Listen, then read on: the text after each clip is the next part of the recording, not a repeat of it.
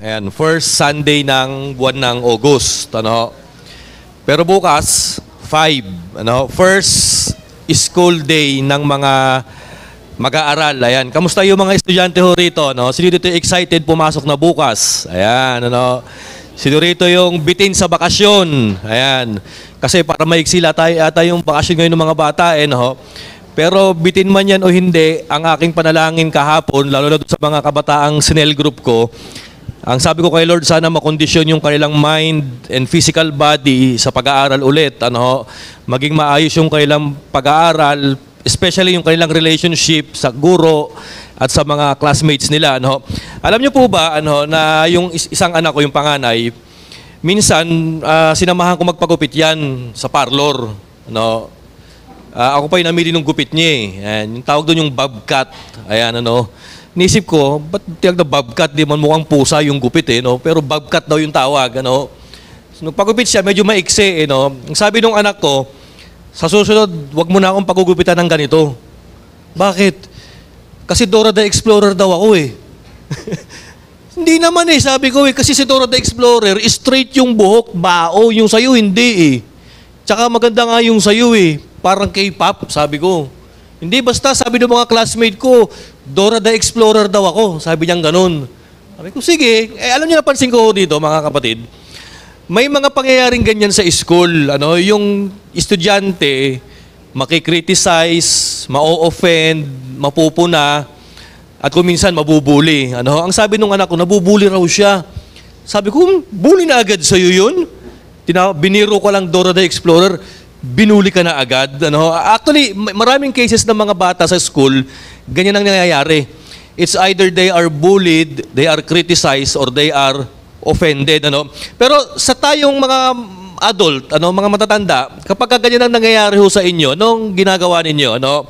Tayong na mga matatanda, kapag tayo na pag-uusapan, naiintriga, nagagawa ng kwento, pinupulutan ng mga tolits tsaka ng mga marites tayo, ano ginagawa ko ninyo? Minsan sa sobrang self-pity natin ang sinasabi natin, Lord, kuhain mo na lang ako. Ayan, Kaya kung minsan naman, pagka inis na inis ka na, Lord, kuhain mo na sila.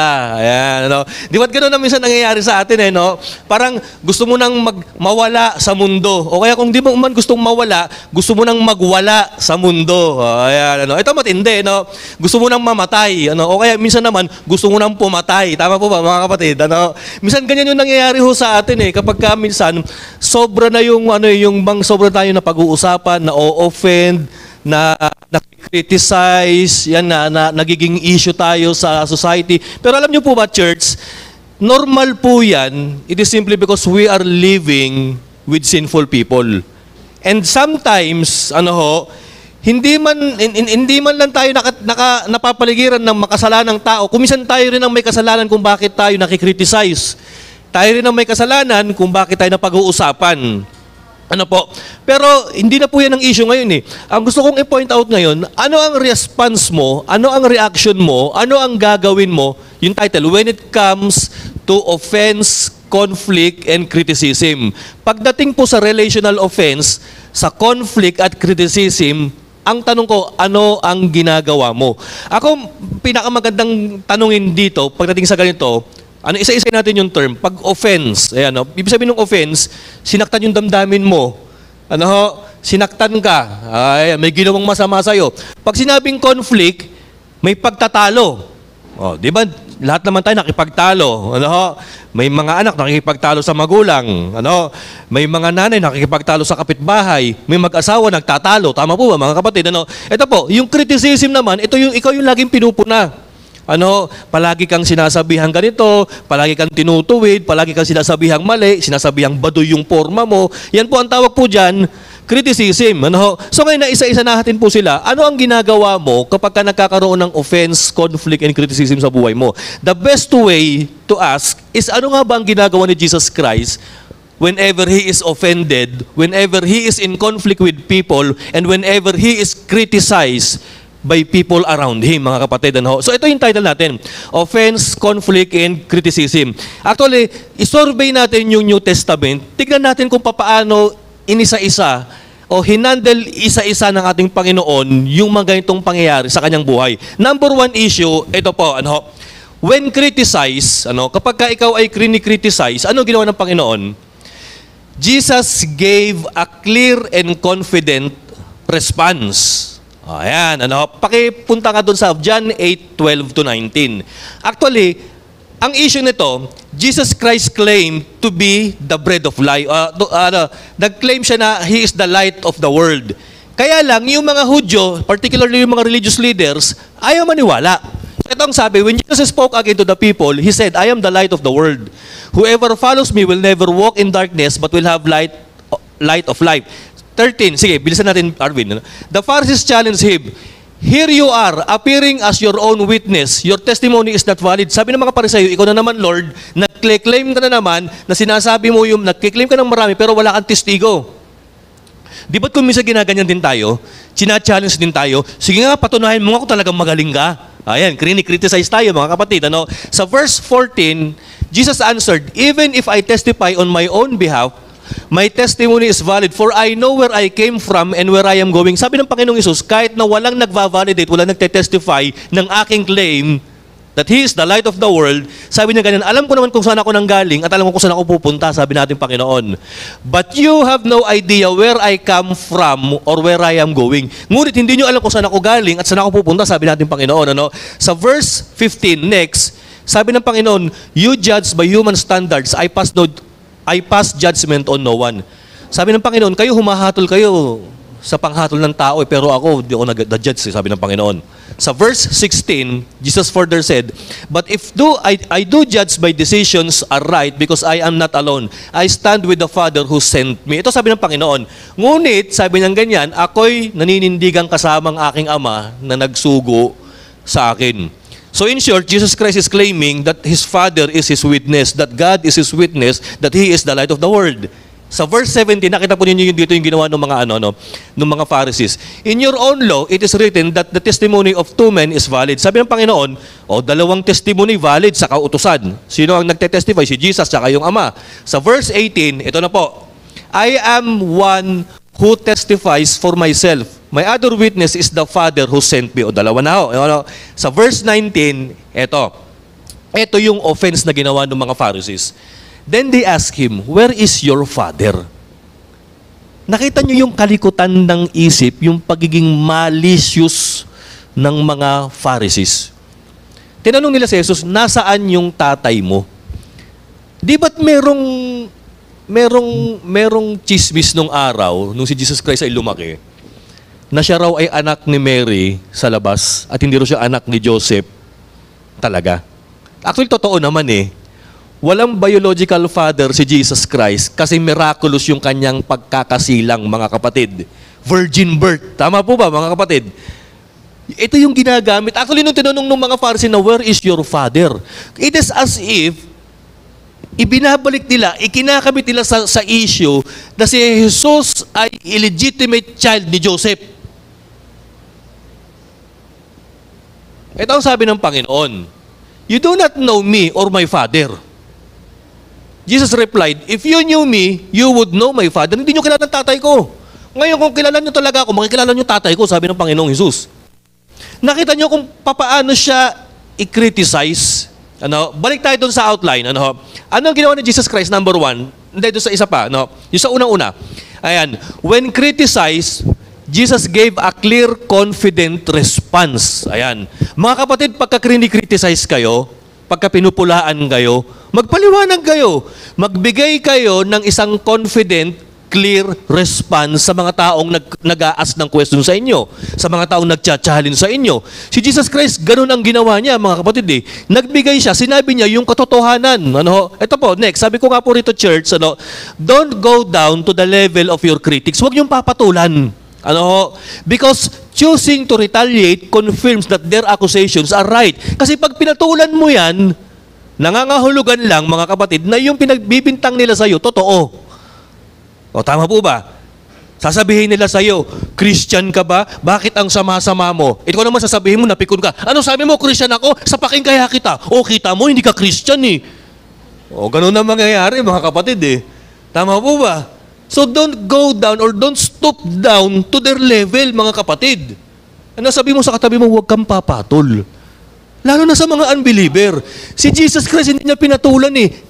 Very offensive na yung kanilang pagtatanong, nasaan yung tatay mo?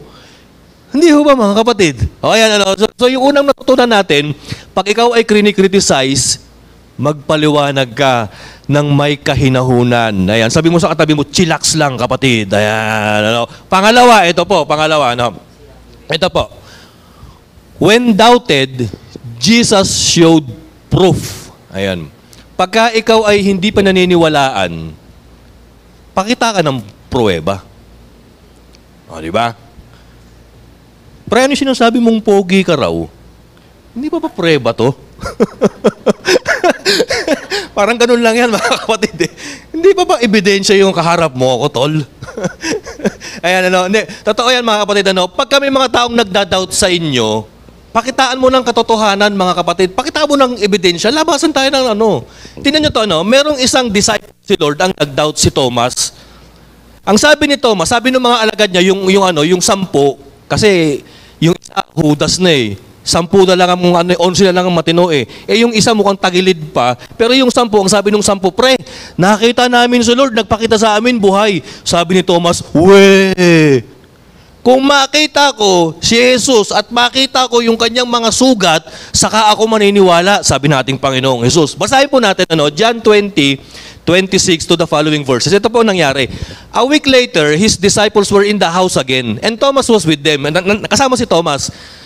Though the doors were locked, Jesus came in, stood among them, and said, "Peace be with you." Pero mo nagtatago yung mga disipulo, yung mga alagad. Nakakandado yung pinto, biglang nakapasok yung ating Panginoon. Hindi ko alam kung tumagos o bigla na lang sumulpot sa kanyang kalagitnaan. Ang sabi niyan sa verse 27, then he said, Thomas, put your fingers here, see my hands, reach out your hand and put it into my side. Stop doubting and believe. Sabi ng Panginoon, ito na Thomas, yung hinahanap mo ebidensya. Hawakan mo yung kamay ko, hawakan mo yung tagiliran ko, yung mga sugat ko. Ayan na, tumigil ka na ng pag-aalilangan mo at mag-umpisa ka ng maniwala. Sa verse 28, ano sabi? Thomas said, ayan, to him, my Lord and my God. Ayan, nakita nyo, biruin nyo, ang linaw nung sabi ni Thomas, Diyos ko. Pero Diyos talaga si Jesus Christ, my Lord and my God. Aking Panginoon at Diyos ko, sabi ng gano'n. Ngayon ang point ko po rito, balik tayo doon sa outline.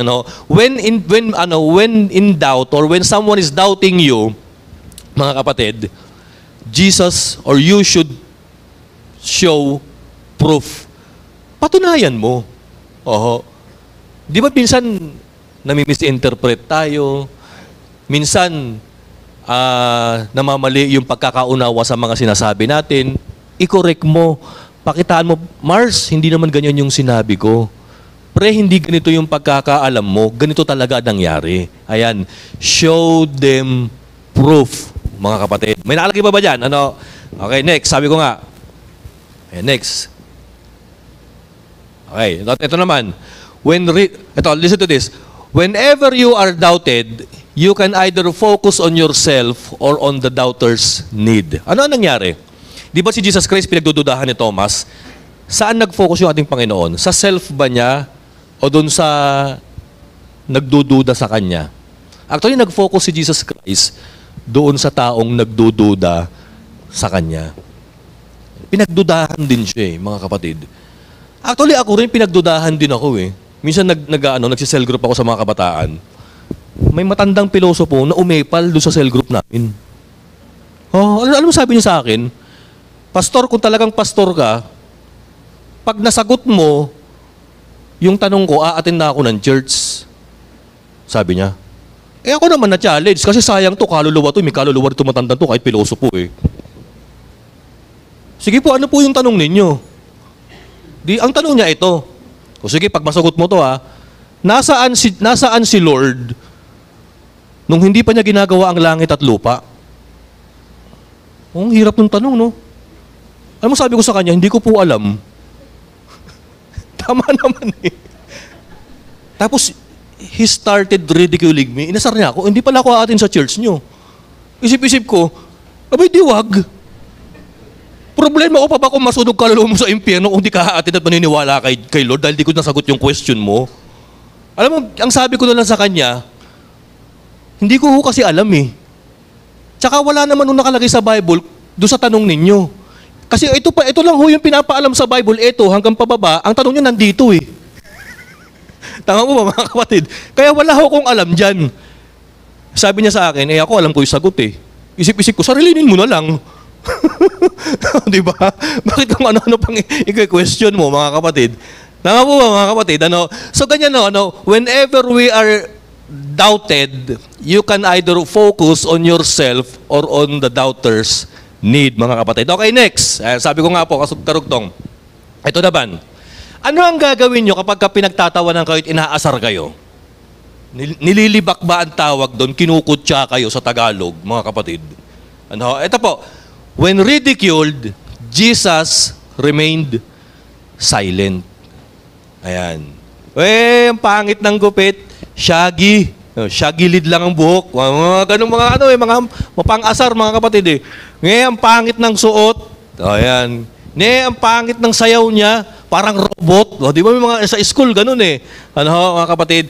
Pagka kayo nare-ridicule, ano ginagawa ninyo?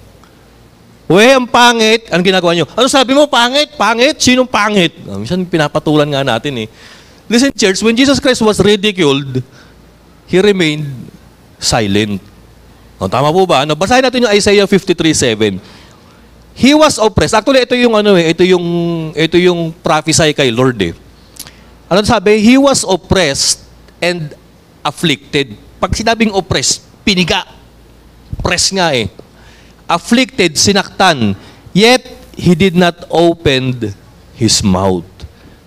Pag sinasaktan ba kayo, pag inaabuso ba kayo verbally, nagsasalita pa ba kayo? Siyempre, sabi nung iba, nagsasalita eh. No? O kunyari, pinapakita ka, ikaw naman na kayo, ganun ka rin. Sinabihan kayo ng nanay, mga kabataan, sinasabihan kayo ng nanay, tamad-tamad mo. Tamad-tamad ko din, alam mo naman. Sabi sa Bible, He did not open His mouth. Ang problema tayo, pag nire-ridicule tayo, ino-open natin yung bunganga natin, yun lang walang boses, mga kapatid. Ano pa sabi? He was led like a lamb to the slaughter. Bino mo para raw siyang tupa na dinala sa slaughterhouse na kakatayin. And as a sheep before her shearers is silent, so he did not open his mouth. Tumahimik ka na lang.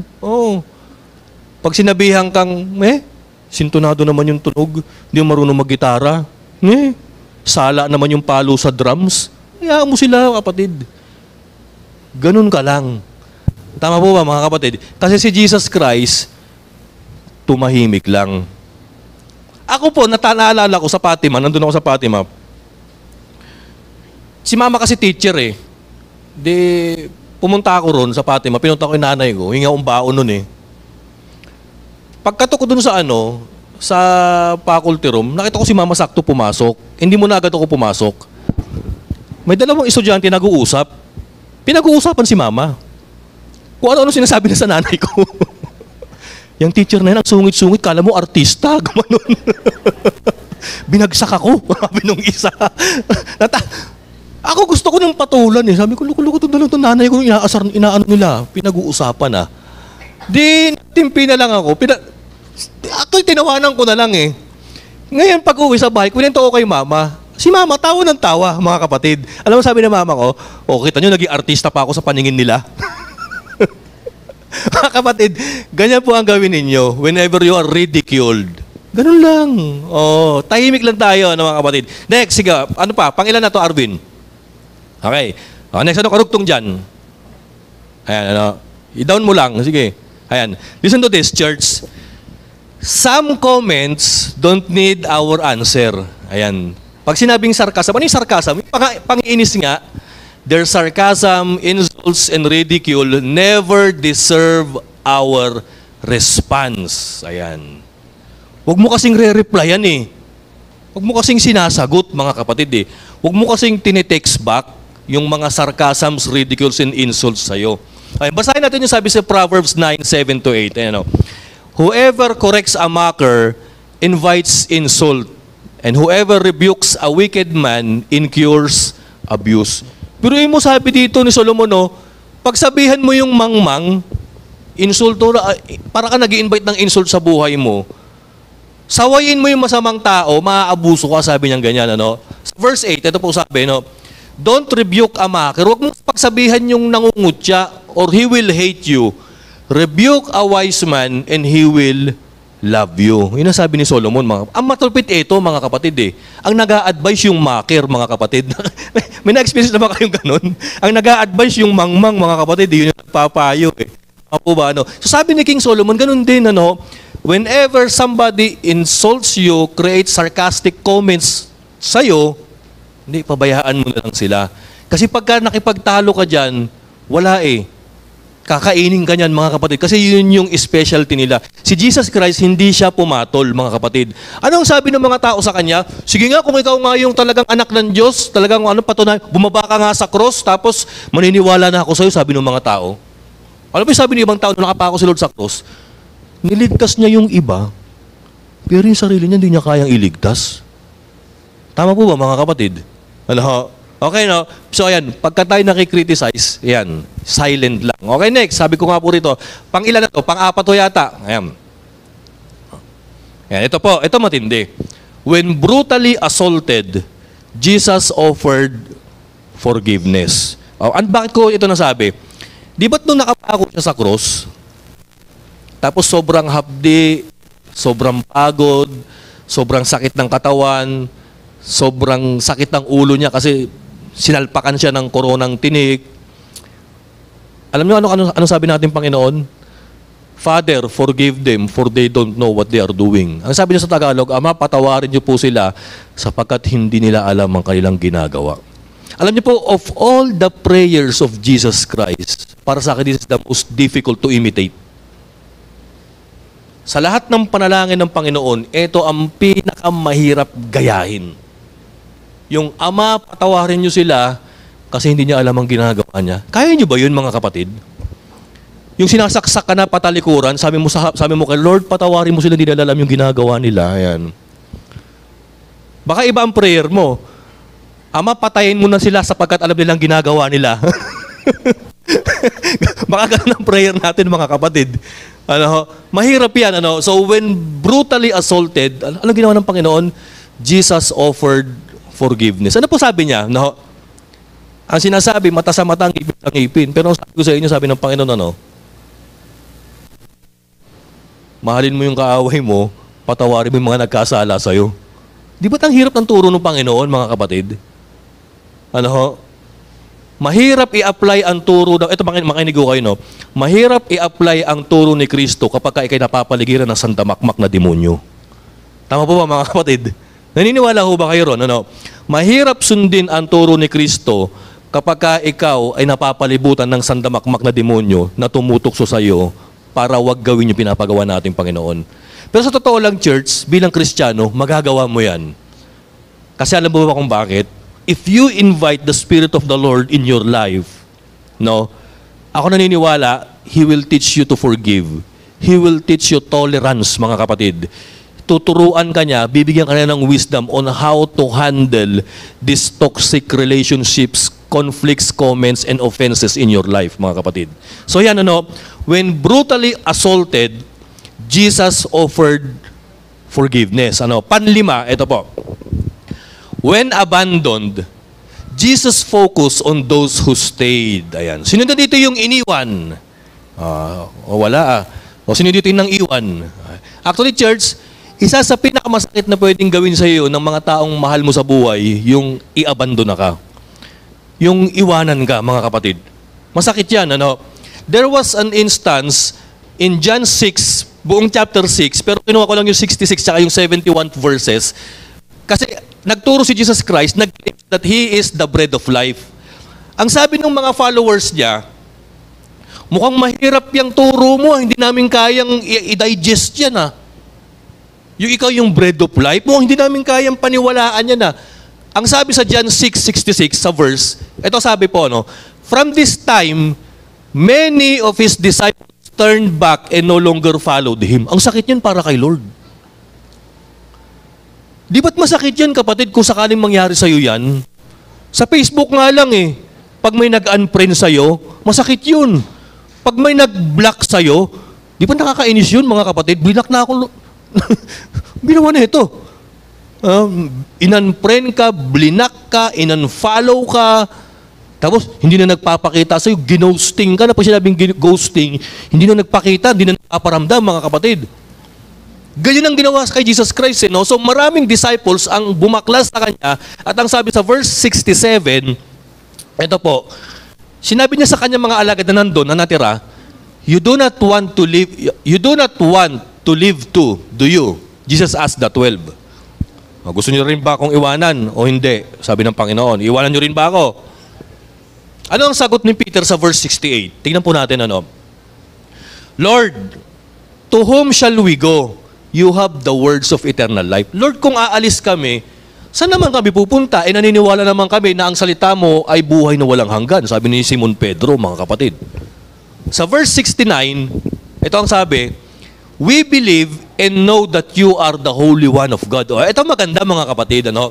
Alam niyo, church, ikaw blessed ka relationally if you have a person in your life like Simon Peter na hindi ka iiwan at willing kang ipagtanggol.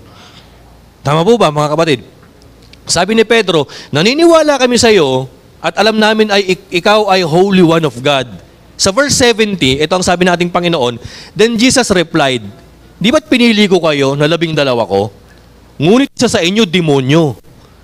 Sino ang pinapertin ng Panginoon? Si Judas. Ano? Sa verse 71, he meant Judas, the son of Simon Iscariot, who, though one of the 12, was later to betray him. Ngayon ito ang point, mga kapatid. Ano? Paki-flash ka doon sa outline next. Ano? Dito po sa pangyayari kay Jesus Christ, when He was abandoned, anong ginawa ng Panginoon? Jesus focused on those who stayed. Pag may mga taong umiwan sa'yo, pag may mga kaibigan kang nawala, tignan mo na lang yung natira, mga kapatid.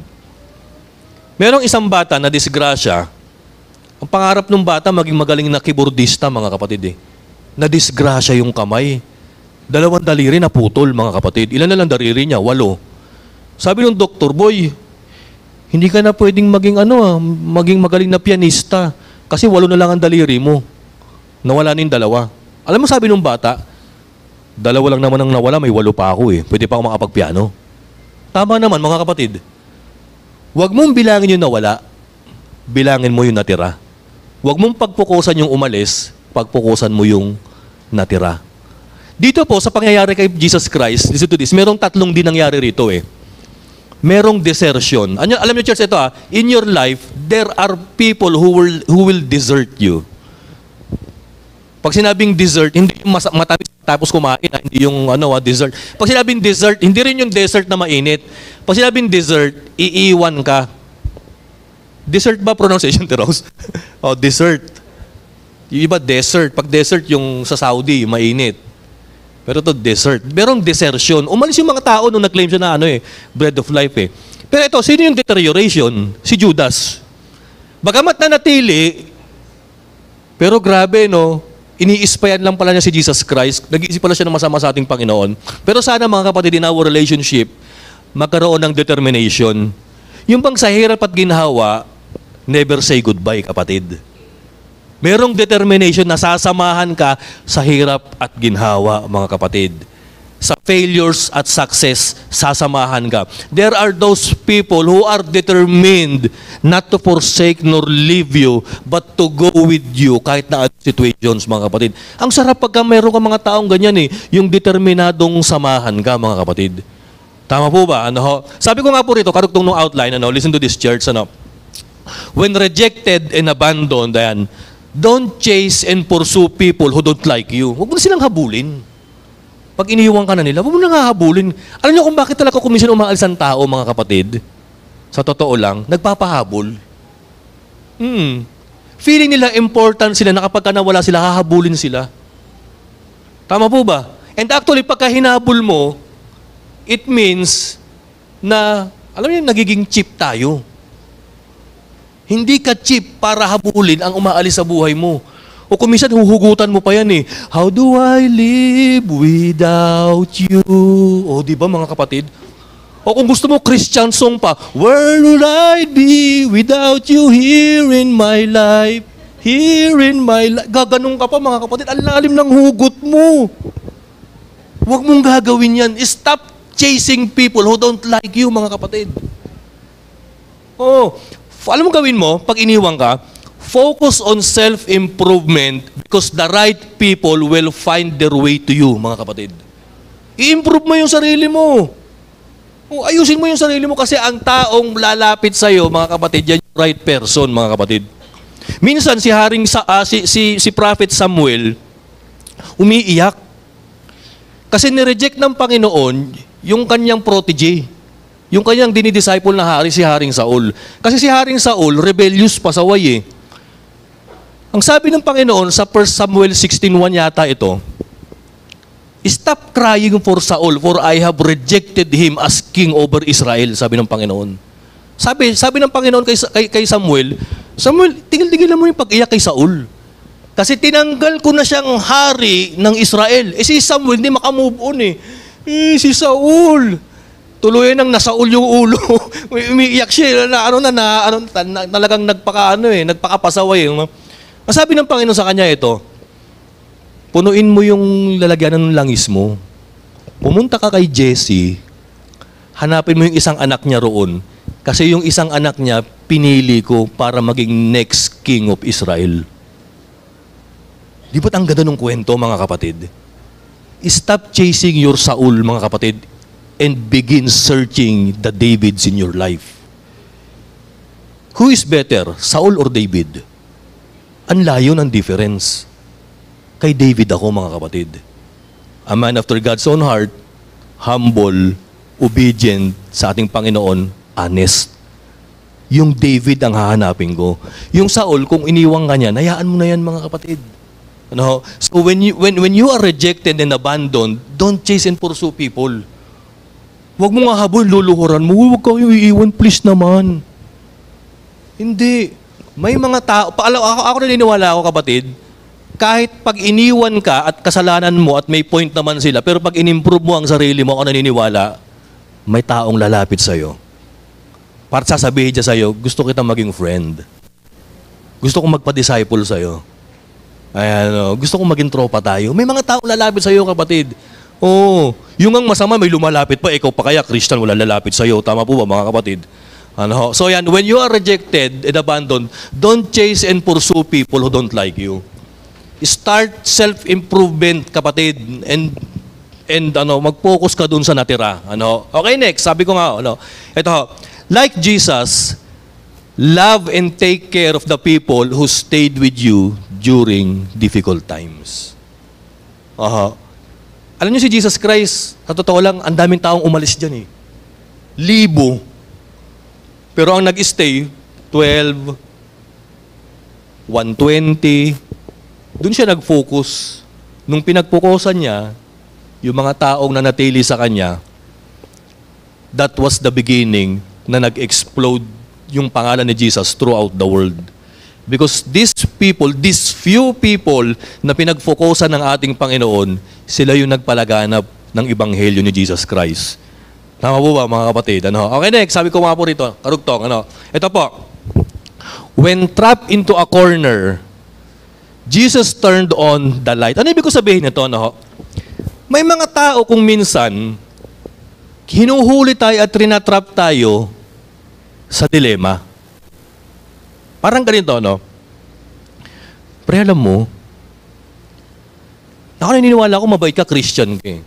Sabi mo naman, nagpapakabait ako kasi Christian ako eh. Kaya sasabihin mo yan, di ba? Sasabihin pa nung kumpare mo, ako pre naniniwala ako pag Christian, blessed ni Lord eh. Bless naman ako ni Lord, no? Sagot ka naman ng sagot ng kanon. Mamaya sabi niya, pre, pautang nga. Siyempre, ikaw iisipin mo, inamin mo, tapos bless ka pa. Na-trap ka na. Wala ka nang magagawa kundi sundin ito, mga kapatid. Kasi sinabihan kang Christian, mabait, tapos blessed ka. Tapos biglang nagbagsak ng punchline. Pautang naman, Brad. Sasabi mo siyempre, sana hindi ko lang sinabi. Tatanungin mo, magkano ba? 10,000 sana eh. Pag hindi mo pinautang, akala ko ba Christian ka? Akala ko ba blessed ka? Eh dito na, nayari na kapatid. Natrap ka na. Ano? Pag pinautang mo, may tendency na hindi pwedeng hindi babayaran o kaya ikaw naman ang kakapusin. Pag hindi mo pinautang, ikaw naman ang masisira, pati church nyo, damay. Tama po ba, mga kapatid? Di siyempre ikaw nasa state ka na ng dilema, anong gagawin mo?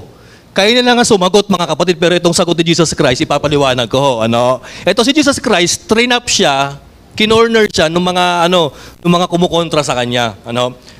Ang sabi sa kanya, may nagpakita yata ng barya. Sabi ng mga tao, Lord, kung talagang teacher ka nga, kung talagang okay yung turo mo, ano bang mas nararapat?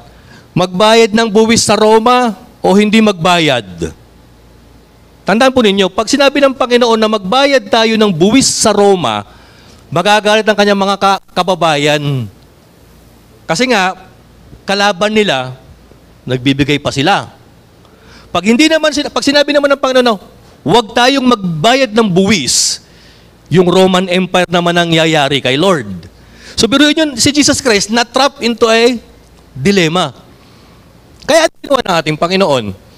Sa verse na ito, sa 19th verse, sabi ng Panginoon, okay, show me the coin used for paying the tax. Didinala sa kanya yung coin, yung barya. Sa verse 20, and he asked them, kaninong pagmumuka yun nandyan? Sabi ni Jesus Christ. Sabi ng mga sumagot sa verse 21, kaninong mukha yun nasa barya? Kay Cesar, they replied. Then he said to them, ito sabi ng Panginoon, ibigay mo kay Cesar yung dapat kay Cesar at ibigay mo rin yung kay Lord yung dapat sa Diyos, sabi niya. Balik tayo doon sa kanina, yung pang-outline natin, yung pang-anim. And when you are trapped, kapatid, when you are trapped into a corner, you should turn on the light. Ipaliwanag mo. Pag na-trap ka, kapatid, doon sa example natin kanina, bigyan mo na lang ng pera. Bigyan na lang kita ng bigyan na lang kita ng 1K, ito na lang ang pera ko, bahala ka na dyan, bro, kung bayaran mo o hindi. Ngayon, kung mabait-bait ka, bigyan mo 11K, sa'yo na lang yan, pre. Tama ba? So when you are trapped into a corner, like Jesus, buksan mo yung ilaw para magkaroon ng kaliwanagan. Give them a new perspective. Tama po ba, mga kapatid? Parang yung trinatrap ako yung pilosopong matanda. Sabi ko, yung tanong ninyo, wala sa Bible kaya hindi ko alam yan. Tama po ba? Huwag na tayong mag-explore dun sa mga unbiblical thoughts and ideas kasi wala naman talaga nakalagay. Ang tignan na lang natin kung ano yung nakalagay sa Bible. Tama po ba, mga kapatid? Yung nakalagay nga sa Bible, nagtatalo-talo pa tayo, paano pa kayo? Wala. Tama po ba, mga kapatid? So when you are trapped into a corner, Jesus turned on the light. Ayan. Next, sabi ko nga po, mga kapatid, may karugtong pa ba? Ito, whenever someone traps you into a dilemma, refuse to fall in their way and give them a new perspective. Huwag kang magpapatrap. Ipakita mo yung tamang daan, yung tamang pananaw para maliwanagan sila. Ganyan ang ginawa ng ating Panginoon sa kanyang mga inquirers. Tama po ba, mga kapatid? Next, ayan. Pangilan na to. Okay, dito na tayo magtatapos, mga kapatid. Mark Twain. Si Mark Twain, siya Samuel Langhorne Clemens. Yung sumulat nung The Adventures of Tom Sawyer. Ayan, Si Mark Twain, para sang isa sang American humorist, author, and parang, basta ganun ang trabaho niya, para siyang si William Shakespeare ng England. Ano sabi ni Mark Twain? Never argue with stupid people because they will drag you down to their level and beat you with experience. Nakakatawa yung sabi niya, mga kapatid. Tama po ba? Sabi niya, huwag makikipagtalo sa mga taong hangal. Kasi pagka nakipagtalo ka sa taong hangal, hihilain ka niyan pababa sa kanilang level at pag nahatak ka na niya sa kanilang level, grabe, na-out ka niyan kasi yan yung expertise nila, mga kapatid. They will beat you with experience. Ako nakita ko, ito ang wisdom ng ating Panginoon. Kaya si Jesus Christ, nung siya'y criticize, hindi sumasagot, tahimik, hindi nagsasalita. Kasi alam niya, pagka pinatulan niya, lalong mapapasama, mga kapatid. Because these Pharisees, these stupid people, they're gonna drag Jesus down and they will beat Jesus Christ with their experience, mga kapatid. Kaya ang ginawa ng Panginoon, alam niyo kung magandang gawin? Deadma. O, deadma lang, mga kapatid. Tama po ba? No? Pangalawa, ito po, tayo po yung magsitayo. No? Sabi ni Immanuel Kant, if ever, kapatid, that your name were tainted, nasira, naging ano ka na, parang nasira ka kasi may gossip, may intriga, may isyong ginawa sa'yo. Ito ang sabi ni Immanuel Kant. Immanuel Kant was a German Christian philosopher. Ano? Ito sabi niya, have patience a while. Slanders are not long-lived. Truth is the child of time. Ere long, she shall appear to vindicate thee. Ano sabi niya? Pag ikaw siniraan, ginawa ka ng kwento, ginawa ka ng kasinungalingan, sabi niya ganyan, nabuli ka, o kaya binaliktad ka, ikaw yung pinagmukhang masama, ano? Sabi niya ganyan, maging pasensyoso ka lang. Ang paninira, sabi niya, hindi magtatagal yan, lalabas din ang katotohanan. Ayan, because truth is the child of time. Lalabas si truth pagdating ng oras at si truth ang mag-vindicate sa'yo, kapatid. Actually, whenever nakaka-experience tayo ng conflicts, nakaka-experience tayo ng pambubuli verbally, hindi mo naman kailangan i-defend yung sarili mo eh. Lalong-lalo na, kapatid, kung alam mong tama yung ginagawa mo.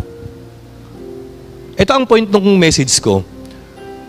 If Jesus Christ, who is a perfect being, had experienced toxic relationships with people, kung si Jesus Christ, perfect na siya pagdating sa pag-handle ng relationship, naka-experience pa ng ganito, paano pa kaya tayo na flawed person tayo? May flaws yung character natin, yung attitudes natin, na kung minsan napapasigaw tayo, nagre-react tayo violently, nakakagawa tayo ng masama, nakakapag-comment tayo ng hindi maganda. Actually, makaka-experience ka lalo ng ganyan eh. Kung si Jesus Christ nga, perfect being, naka-experience ng harshness sa kanyang paligid, bay tayo pa kaya na flawed yung character natin, hindi ba? Mas makaka-experience tayo ng mga hindi magandang relasyon sa buhay natin. Ang tanong dito ngayon, hindi yun bakit ako nagsasuffer, bakit ako nakaka-experience ng ganito, hindi. Ang tanong, paano mo hinahandle yung conflicts, yung offense, tsaka yung criticism sa buhay mo? Sabi ko nga, dalawa lang din na minsan na ginagawa natin eh. It's either maglaho na lang ako o magwala na lang ako, Panginoon. It's either, Lord, pagka ganyan mangyari, mamatay na lang ako, kaya papatay na lang ako. Di ba? Ganyan eh, no? Pero si Jesus Christ, hindi siya nag-dwell dun sa dalawang extreme na tendency ng human behavior. Hindi siya nauwi saan? Sa pagiging pessimist, hindi naman siya naging aggressive, mga kapatid, sa pagre-retaliate sa mga tao. No? When in conflict, when criticized, anong ginawa ng Panginoon? Pinakita niya yung Jesus way. Ayan. Tumahimik, hindi pumatol, nagpatawad, pinagpray yung tao, nagpaliwanag ng tamang perspective, ng matyaga, naging pasensya, mga kapatid. Kaya tama yung sabi ni Mark Twain eh. Huwag mong papatulan because they will drag you down at tatalunin ka sa experience nilang yun. Sabi ni Immanuel Kant, hindi hayaan mo lalabas din yung katotohanan. Remember, nung napako si Jesus Christ sa cross ng Calvary, ano ang branding niya? Criminal, the worst criminal, the friends of sinners. Pero alam nyo, nung namatay si Lord, lumindol, dumilim, nahati yung kurtina sa templo. Ang sabi nung centurion, tsaka nung kanyang mga kasamahan, yun napako sa cross, truly that He is the Son of God. Biruin mo, ilang oras pa lang ang nakakalipas nung nasira at namatay si Jesus Christ sa cross, meron na agad na convert yung centurion tsaka yung kanyang mga kasamahang sundalo na Romano. Naniwala, sabi nung Roman centurion, no, truly, Jesus is the Son of God. Sabi niya ganun, mga kapatid. So kung sakaling mangyari sa atin yan, mapagkamalan tayo, mamali tayo, kapatid, ma-misinterpret tayo, ma-misunderstood tayo, ma-misrepresent tayo, hayaan mo lang, kapatid. Don't explain yourself. Ipakita mo yung buhay na binago. Ipakita mo yung Christian life. At ako naniniwala, yung buhay Kristiyano mo, yan yung mag-vindicate sa'yo, mga kapatid. Tama po ba, no?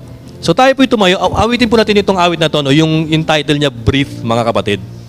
Ano? Ang ganda ng lyrics nito, ang ganda ng message ng awit, eh. Ayan, ano? Paki-flash nga, Vin. Ayan. Sabi dito, this is the air I breathe. This is the air I breathe. Sige, sabi niya, your holy presence. Ayan. Arvin, ano mo? Ayan, sabi niya, your holy presence. Alam niyo, church, bakit ko napili itong awit na to, no? Maraming taong nakapaligid sa atin na kung minsan nagkakaroon ng conflict tayo relationally. Pero kapatid, if you consider Jesus Christ, who is holy presence living in you, ako naniniwala, pwede mong ipag-pray, Lord, alisin mo yung human nature ko na meron akong tendency pumatol, pumalag, maging aggressive sa mga nangyayari sa buhay ko. I am inviting you, Lord, your holy presence na manirahan sa buhay ko nang sa gayon, Lord, makarelate ako ng tama, ma-handle ko, ma-deal ko ng tama itong mga conflict na relationship ko sa kapwa ko. Ano? Sige, sabi pa niya rito, mga kapatid, this is my daily bread. This is my daily bread. Kanina sabi niya, this is the air I breathe, eh. Ngayon, this is my daily bread. Ayan. Ano sabi pa niya, karugtong? Your very words spoken to me. Di ba pinag-aralan natin ang word of Christ? Pinag-aralan natin kung paano hinandle ni Christ yung kanyang issues. Ano sabi niya? And I'm desperate for you, kapatid. Pagka tayo na-o-oppress na, nabubuli na relationally, kapatid, huwag kang maging desperate to retaliate. Maging desperate ka kay Jesus. Lord, I want to learn your technique. Lord, I want to learn your personality, your character, your ability to forgive, to understand, Lord. Ayokong pumatol, ayokong maging masama, ayokong mag-isip ng masama sa kapwa. Bagamat nasasaktan ako, ginawan ako ng masama. Lord, ayokong pumunta, Lord, sa kagaya nila, Panginoon. Kasi pag pinatulan mo, pare-pareho na tayo, kapatid, eh. Kaya ang gawin mo, focus on God, focus on Jesus Christ. Sabihin mo, Lord, I'm desperate for you. Kailangan kita, Lord. Pumunta ka sa buhay ko. Pag si Jesus Christ in-invite mo sa buhay mo, whenever you are oppressed, kapatid, magagawa mo yung ginawa ni Stephen. Ano yung ginawa ni Stephen? Si Stephen, nung pinagbabato siya ng mga Pharisees, ano sabi niya, Lord, wag niyong i-count sa kanila yung kasalanan nila. Alam mo nangyari? Ang nakita ni Stephen, si Jesus Christ, nasa langit. Parang it is as if the Lord Jesus Christ was telling Stephen, good job, well done, my good and faithful servant. Alam nyo, kahit saktan nila tayo, yung pananakit sa atin, verbally, magagawa mo yan. You can endure that if you focus on Jesus. Sige po, tayo po'y umawit, mga kapatid. I-surrender natin yung ating, yung ating feeling sa ating Panginoon right now.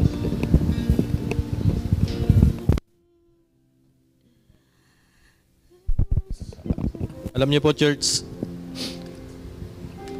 ang nakikita kong cycle sa mundo, yung hatred, eh, di ba? Pagka nagahit ang tao, nanakit, gagante. Merong long cycle of hatred na nangyayari sa mundo ngayon. Kaya maraming gera, maraming conflict, maraming bullyings na nangyayari, no? Maraming kaso sa korte. Kasi hindi natatapos yung long cycle of hatred, eh. No? Mabibreak lang yan if we practice what Jesus did. Si Jesus Christ, ang ginawa niya sa hatred, hindi niya tinalo ng mas malakas pang puwersa, eh. Alam niyo kung ano ginawa ng Panginoon? Inabsorb niya lahat ng hatred. Pinako niya sa cross. At sana, mga kapatid, ganyan din ang gawin natin. Don't retaliate. Huwag tayong gumante, huwag tayong pumatol. Hayaan lang natin sila and pray for the Lord for spiritual strength. Na Lord, sana ma-endure ko, Lord, yung sinasabi. Ma-endure ko yung masasakit na salita. Ma-endure ko yung pambabas, yung criticism, Lord.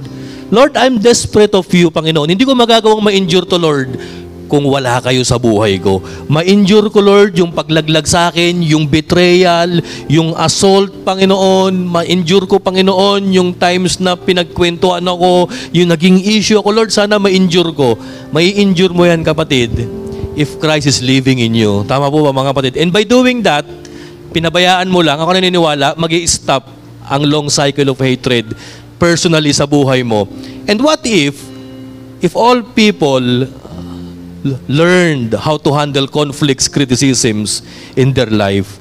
Ako naniniwala, instead na long cycle of hatred ang mangyayari, long cycle of love, understanding, mga kapatid, ang mangyayari sa mundo. Diyan po matitigil ang kaguluhan, mga kapatid. Sige po, tayo po yung manalangin. Father, thank you so much. Salamat, Lord. Pinakita niyo, Panginoon, sa amin ngayon, sa gospel, sa kwento, kung paano nyo hinandle, Lord, ang bawat issue ng inyong relational life sa tao. Lord, bagamat ikaw na yung perfect being, ikaw na yung pinaka-wise person na namuhay, alam mo kung paano i-handle ang relationship, pero Lord, nagkaroon pa rin ng conflict sa buhay ninyo. At salamat, Panginoon, dahil nagkaroon kami ng idea, ng revelation from you, kung paano nga ba dapat ang gawin namin whenever conflict, criticism happens in our life. Now, Lord, maging kagaya ka namin. Maging firm kami sa aming choice that we will not retaliate, that we will forgive, we will love people, Panginoon. Na bagamat mahirap, Lord, talagang mahirap, gagawin namin because of you. Lord, desperado kaming maging kagaya mo, Panginoon. Help us, O Lord, to be like you, to be like Jesus, who love and forgive even those sa mga taong nanakit sa Kanya. Panginoon, maraming salamat po. Lord, ito po ang aming panalangin. In Jesus' name we pray. Ang lahat po ng anak ng Diyos ay magsabi ng Amen. God bless po, mga kapatid.